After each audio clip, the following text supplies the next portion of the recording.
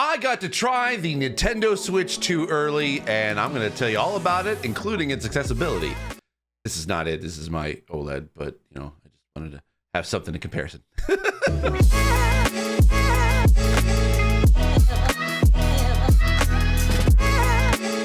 Steve Saylor, I'm blind, and if you're wondering how and what I can see when I'm playing video games, check out the video here or link in the description down below. So yes, I got to go to the Nintendo Switch 2 experience that was here in Toronto, Ontario, Canada.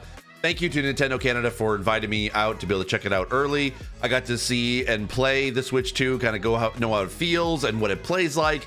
So I'll be talking about basically what my general thoughts are of the Switch 2. And then I will be doing individual videos of each games that I played. I played Mario Kart, Donkey Kong Bonanza, Cyberpunk, Metroid Prime 4, Zelda Breath of the Wild, and also Kirby Forgotten Lands. So, oh, and Drag and Drive, very super important. I'll be doing individual videos of those games that will be on my YouTube channel soon. Make sure you hit the subscribe button so you can be able to see when those videos go up. First off, I want to be able to talk about the Switch 2 hardware itself. I have my Switch 2, OLED here, just to kind of comparison to kind of talk about. Hey, all right, so wow, this is definitely actually a little bit heavier than the normal Switch, but not by much. But it does feel a lot bigger in the hands for sure. I have generally larger hands, but basically this is much larger than the original Switch. But taking apart the Joy-Cons, super simple, snaps on, and I don't think like that does not feel like it's going to go anywhere unless you push this button here to be able to release. So it's kind of deceptively like it feels like it just sort of tears off, but like it's so super simple, and so like I like this a lot better than having to be able to slide in like you would for original Switch. Because when you detach the Joy-Cons, you push a button on the back, just like you do on the original Switch, but instead of like a little tiny button, it's kind of more of just a push in kind of button. And then when you push in, your hand just kind of wants to pull away, and I'm telling you, that magnet, like when you push that button, it feels like it just pops right off. Like it was kind of deceptive again, just because I would detach it and I'm like, well, that was too easy. So I would put it back on again. I would attach it and it would attach great. But then when I really tried to be able to pull hard on the Joy-Con to separate it without pushing in the button, and it was hard. Like you had to put some real heft into it to even feel like there could have been anything to be able to pull. I couldn't do it. So but as soon as you hit that button, it just automatically just pops right off. So for accessibility, I think that actually that is going to be much easier for motor disabled players to be able to release the Joy-Cons and attach them back in again. It's going to be, it's just, what Nintendo did, I don't know what magic they did with magnets, but magnets, baby, it works great. Joysticks feel a lot bigger, and they feel a lot more smoother. They didn't feel like that they were Hall effect joysticks, and I think I read a report that apparently Nintendo created their own version. Not necessarily to say that Hall effect joysticks would have been better, but Nintendo kind of took the problems with Joy-Con drift or joystick drift, and they seem to have fixed it, according to a report that I read online shortly after the original Nintendo experience in New York, where people got to try it out for the first time. Including the shoulder buttons and the trigger buttons. The buttons kind of feel, the face buttons feel a little bit bigger, but not by much. Now, when I kind of came back and I took a look at the buttons that were on my Switch OLED here, they do feel not substantially bigger, but definitely a little bit bigger enough that it feels significant when you are holding your thumb against the face buttons. So be prepared for at least a little bit of relief in regards to those in regards to those buttons being a little bit bigger. So large screen, looking forward to be able to see that in person, and feels good in the hands. Doesn't feel like it's going to be super too heavy. I'd say it's just less in weight and feel than, like, say, a DualSense or an Xbox controller, but definitely just a tiny bit more in weight than the original Switch. So yeah, this is Switch 2, baby. Love it. When you're playing a game on this Switch 2, I got to try it out, both a lot of it in TV mode and docked mode, but also got to play it in handheld mode, specifically more in regards to Mario Kart. I won't talk about Mario Kart specifically in this video, but I do want to be able to talk about how the screen looks.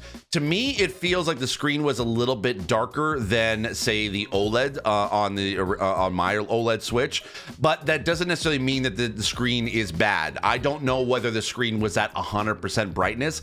I had thought that maybe it potentially was, but there could have been that it was maybe down to like 80% or something like that.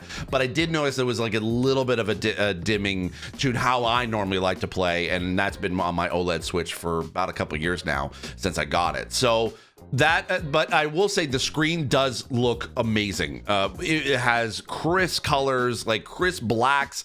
Like for those who are sort of hoping that the OLED would be in the Switch 2 and were disappointed that it was an LCD screen, don't. It's honestly like it's as close as you can be able to get to OLED without actually it being OLED. I think that they were able to improve, Nintendo was able to improve the LCD, and I think the IPS, I don't know what IPS the screen is, but it definitely feels, or it looks a lot sharper, a lot cleaner, and a lot brighter. So I definitely could see myself enjoying the screen without fatiguing my eyes a lot, which is something I was afraid of.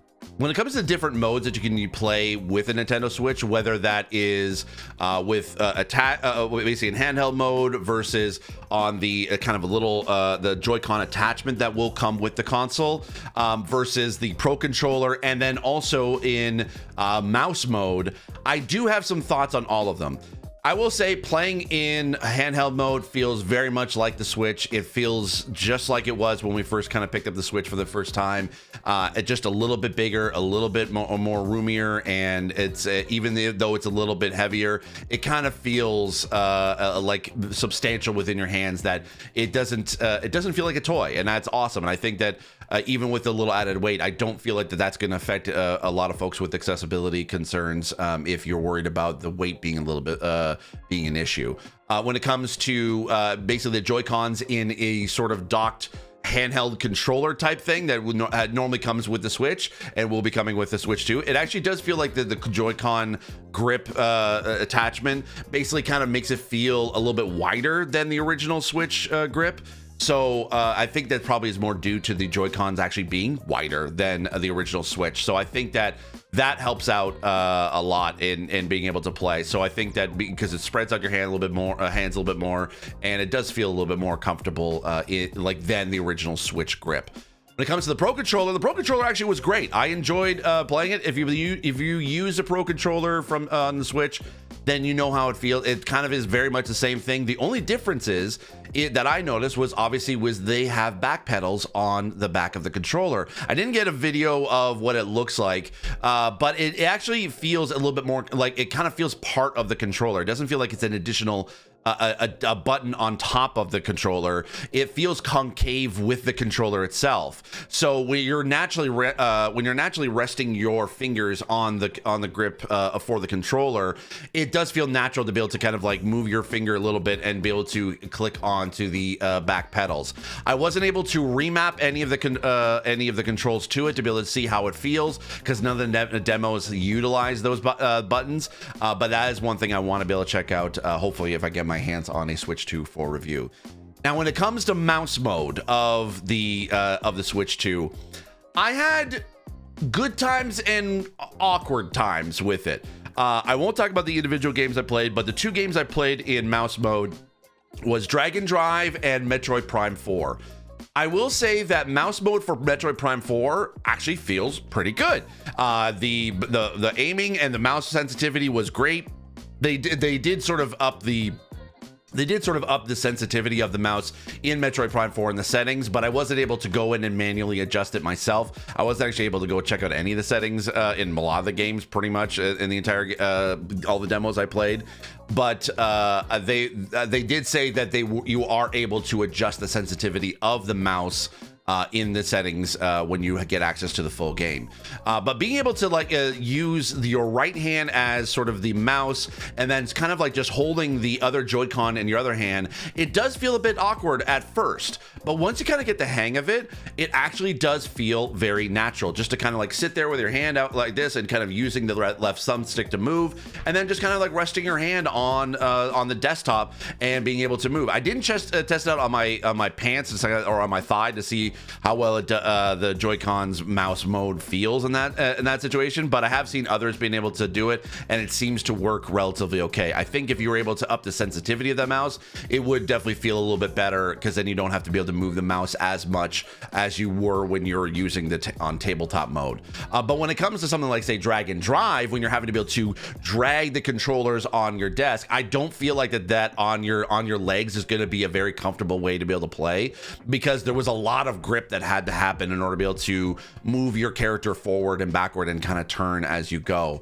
That one kind of took a little bit longer for me to be able to get used to the mouse controls than when I just jumping into Metroid Prime. If you're used to first-person shooters, Metroid Prime 4, you're gonna be able to jump in pretty easily, just to get a little bit used to just holding the Joy-Con. But on drag and drive, it was a little bit of a learning curve for that. But whether or not it's going to be accessible for folks, I don't know. I think potentially if holding a mouse feels a lot better than using the Joy-Cons on their own, then this might be the better solution for you. And I did see that apparently there might be some accessories to attach that will help make the mouse mode even feel a lot more smoother. I couldn't check out any of the system settings. They weren't. I wasn't allowed to be able to check out the operating system to see any of the additional settings that could be in the game, in the system itself for accessibility. I did make a video of what they announced for accessibility. I'll leave a link up either here or in the description down below, so you can be able to check that out. Overall, do I think that the Switch 2 is going to be great for people with disabilities? I think that if you're a fan of the Nintendo Switch originally, and you were able to play Nintendo Switch, that I think you should be okay. With the additional sort of upgrades, whether it's the larger screen, larger Joy-Cons, larger buttons, joysticks, and just a little bit of the extra weight, if that and even the magnets of the Joy-Cons instead of the slide click on the original Switch, I think that you are going to like this a lot better. I think it feels that the Switch 2 is a little bit more of a quality of life improvements than over the original Switch.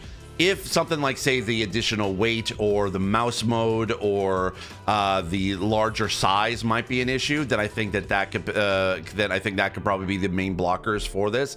I think really good is going to come down to the games themselves and what accessibility Nintendo is going to be able to offer.